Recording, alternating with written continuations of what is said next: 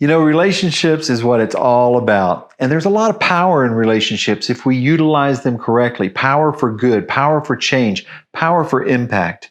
We need to intentionally keep godly people and ungodly people in our lives. Yes, I said that. We need healthy relationships, and we need to be in relationship with some unhealthy people also and show them what healthy relationships are like. We really need godly people to influence us, but we also need to be the godly people who influence other people, right? Jesus was known as a friend of sinners. One of the big accusations and criticisms they had of him, they're like, oh, look, when they're trying to ruin his reputation and tell lies about him, here's a glutton and a drunkard, a friend of tax collectors and sinners. And Jesus said, well, wisdom is proved right by our children. Wait and see how these people's lives change, some of these sinners I'm hanging around, and you'll see why. All right, so everyone needs a close friend or two, right?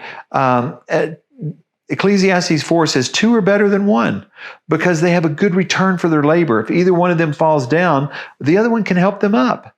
So we need to have someone who is strong in our life, who is living for God, who is a good role model, a good example for us, and we need to be that for somebody else.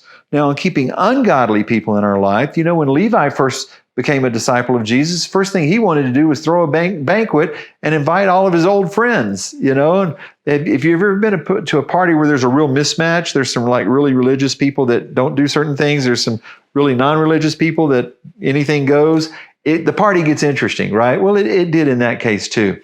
But it wasn't wrong. It wasn't wrong for those people to all be together as long as one thing was understood, and that is who's influencing who.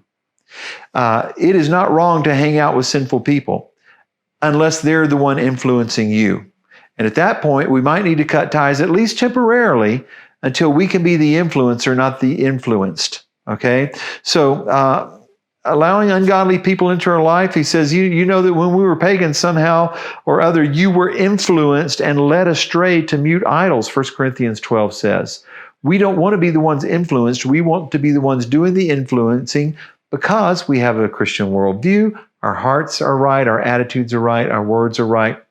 We're seeking the kingdom of God first. We're advancing the kingdom of God. And you know what? God gives a blessing if we don't let evil people influence us. There's a blessing in that.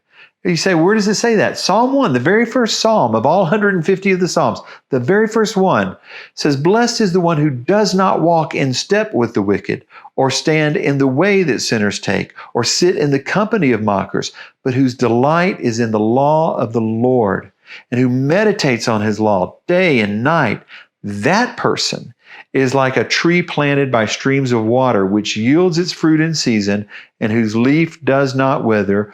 Whatever they do prospers.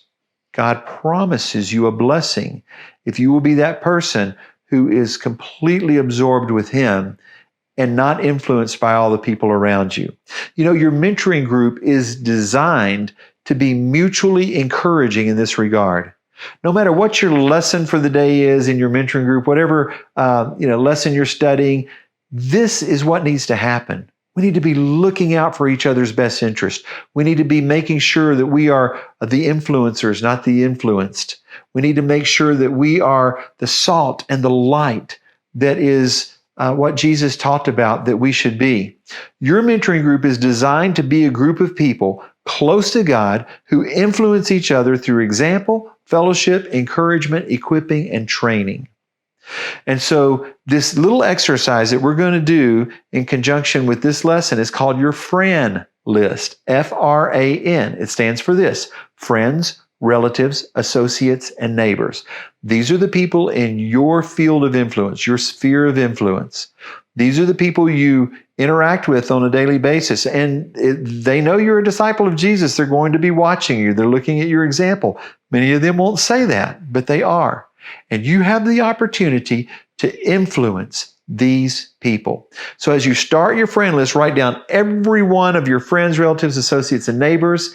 From that, pray through those names, narrow it down to the 5 or so, maybe a few more, few less, but about 5 that will be your high 5 list that you'll pray for every day, and then begin to intentionally meet with those people so that you can influence them. God bless you.